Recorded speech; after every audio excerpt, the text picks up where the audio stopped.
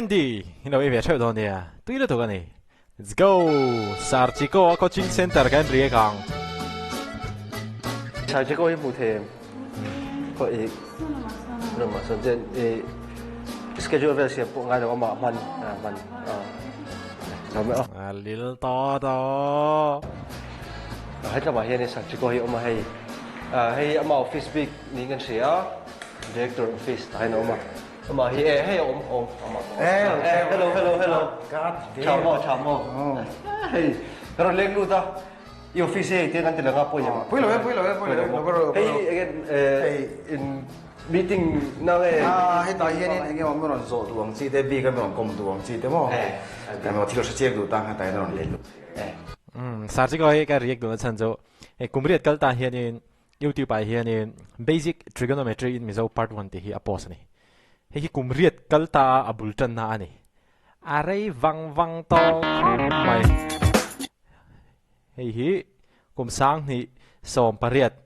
April ni som ni pasari cùng sang ni som pariat này. He video hi basic trigonometry in Mizo thì hi YouTube uploada. Hata trang hana kal chau chara ti chuanin kumri da liama kum sang hi som ni paruka chuanin ama pualin coaching center lower zarkota hong tarup mai ani i mun dang ve hi Hi à, nó có được cái phòng sẽ. yes Thì lại để khu cái staff room về đi à. staff room ta hiền Staff room. Cũng được cái chỗ thế.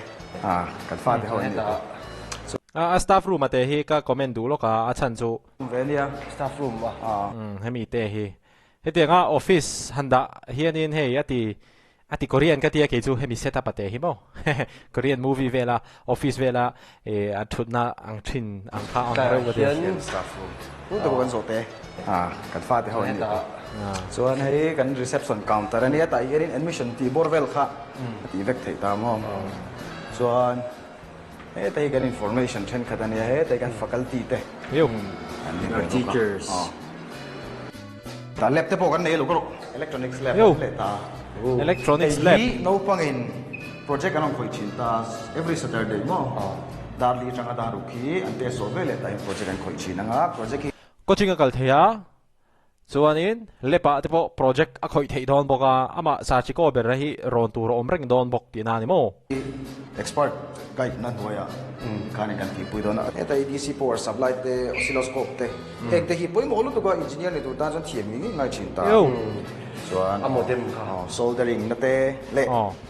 sensor sang kha om ta ni sensor sang te triple game triple glam te hey you know suri ta hey mang en thil tam ta ka ti theya chumi tur tan so coding ka se te share ve ngai ta mo chumi class chu kan organize sai practical da khoi ta hi practical no point every Saturday tro every Saturday so an hemi project bi ki whole man te taw wangin thakada no pangin extra in cheng sa enjoy bel ta thum ta mo ting chom ba nia so he ta in lab pa ngai o ki ta ke physics le chemistry le biology lab pa ngai khol mok ta ni an ti kim ve chu chu da kan en don lo mi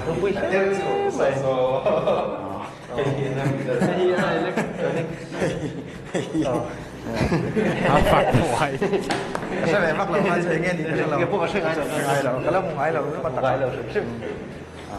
so anh ấy doubt counter nia thế mà thiếu thằng đâu anh ta nấu bằng hậu hiền class à thế anh dốt sẽ thấy ta này chắc chúng đâu thì cái nó về thấy ta à bị cái class ban về lệ khá nên tại teacher xem chút chuyện ta rồi dốt tụi này cho nên tại nó bị cái nó bị mất lặng nó dốt thấy ta này chú doubt counter kan ta ấy sao sao lura này đang về lệ là anh ấy ai cái số cái này kan mathematics teacher này tu rule le me an faculty help IT chuak ngat chuan ấy tại classroom om lệ ta classroom 3 classroom down box anh này yo digital smart board what nice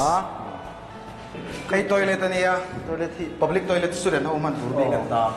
tu sa mình là cái file lo ta pa cái pam man tur này à anh man pol lo ta mo class này à ta a pink color te kan mang ve mo da ta lang te mu tin lo ko du to ko makeup ti tin bye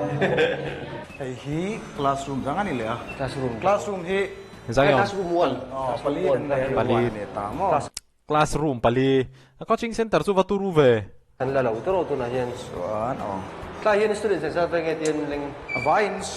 tamlu tu ka ti hei to to thuti ka du lo kan mo nge thu do kan pakhat ai hian pathum ang vel zelan tu ka thol do lek tu rin mo chuan ta som ru chawvel chu ai ho ve ka sta ring go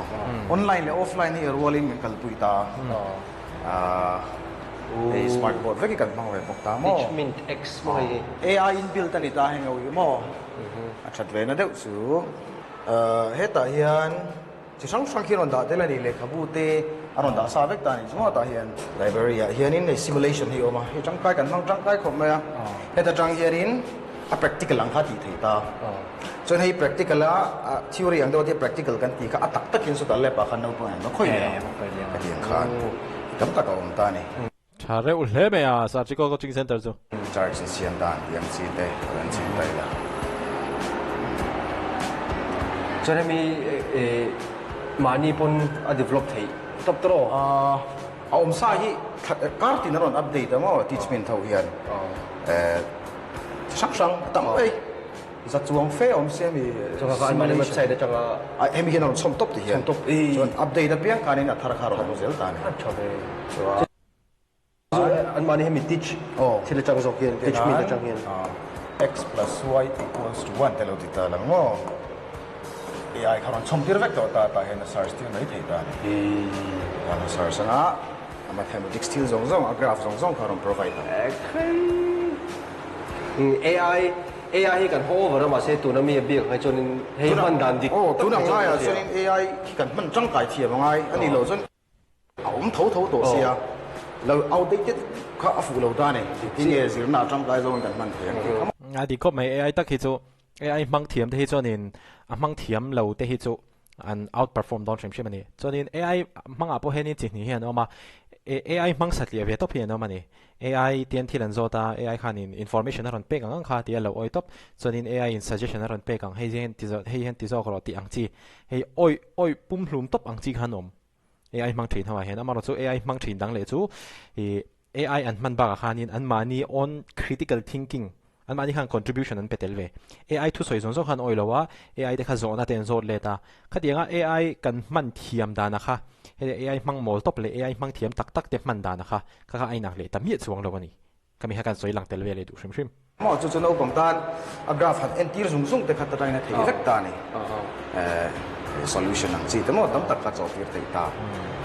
chuan tai ron som sa deu ka ti chu predictable hi ron som ai pilot tu ka hi ti khan tenan hydrogen ti ta la he ta hin ani phung zong breaking bad ai identity zong zong ka ta hin lang vek ta ni ti khan aspect trong dan te descriptive numbers coordinates electron configuration ti sang sang carbon ni phung zong zong ka ta hin hal vek thei ta we kha reparena anh thì khác anh đi chuan anh đi kami khani a thale me a hitiang ang smart board ke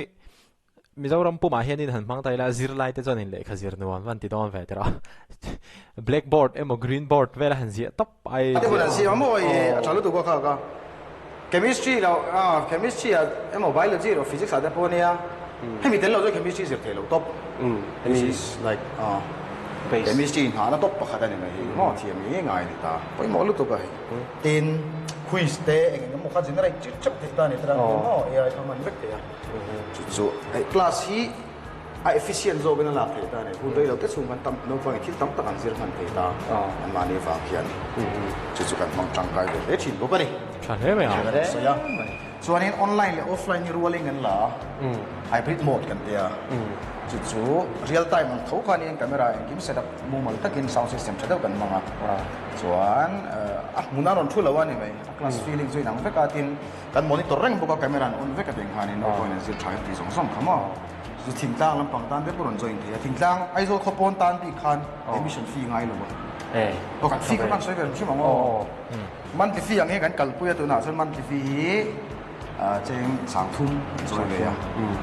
har sana engamon nei zonin like discount te ko kala ka chin thowa chuan emission fee hi sang khan zanga ne ya chu soi khanin aizo khopon tan sonin admission fee kha ngai lawa so online class bi ki kal chin thei tan kar khatarong kal chin thei chuan an du lo join ti lawa admission kha trial period siam thlap mai dang dai hle mai a hetiang hi chu la om ngai lo wang tlu ka ti trial version ang khaum ve ni chunga so nen kal kam thei bok ta yen chu thilom da ania chuan saturday ti te sania oi mar ve kin te sa em jei nit kan tiang si te bok chu ta kan ta ko mai oi mar ve kin ta hi library ni hi no pang hian an chiar theyang huna an ho thei ve bok ta mo so ne le ka bui kan la collect bel don la tho lang renga so an hei reading room ania ta khanin engamote ne ya chon ko lai ko thil ei vel na ten ni bok ta ni an chang tum em chuan kan lut china to class an la me ka when is saturday ania electronics lab a theory programming theory chen ka dan sira kan lut china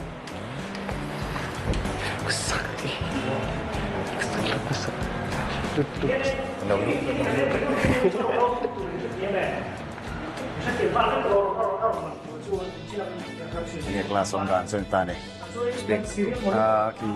Kita tanggianin, kita kinin online offline kan boleh nak kita. Kita tanggian monitor kan kita nak.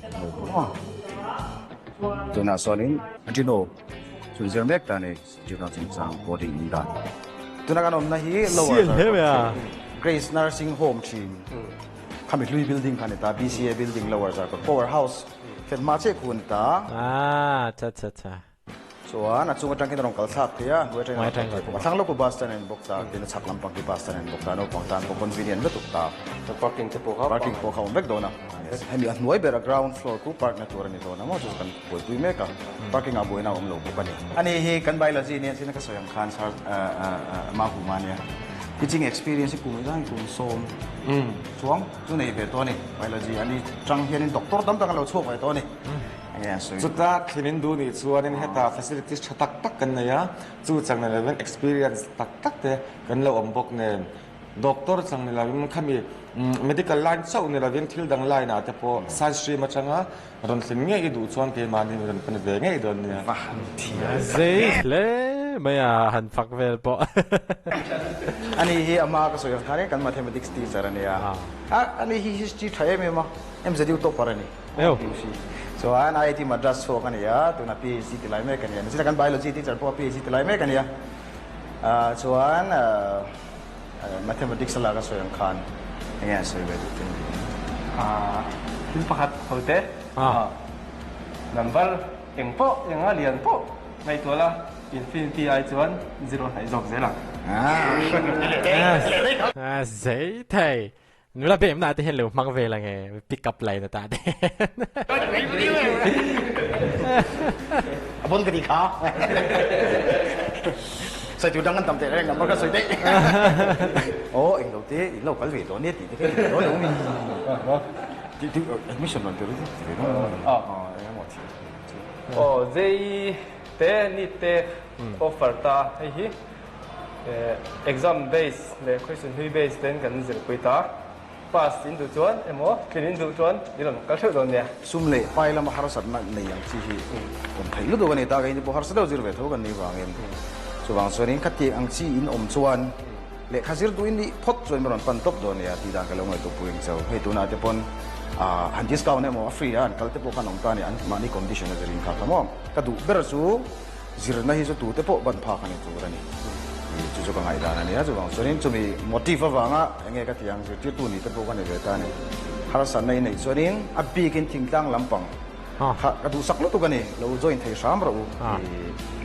thì tốt là số tiền châu thì khác anh sẽ về lông lông mà đi chú nè Chiko Coaching Center focus on quality chả lẽ mày hay cũng biết cái ta khanin basic trigonometry Mizo part 1 hi upload ai brilliant som ni pasari sang ni som pare din mo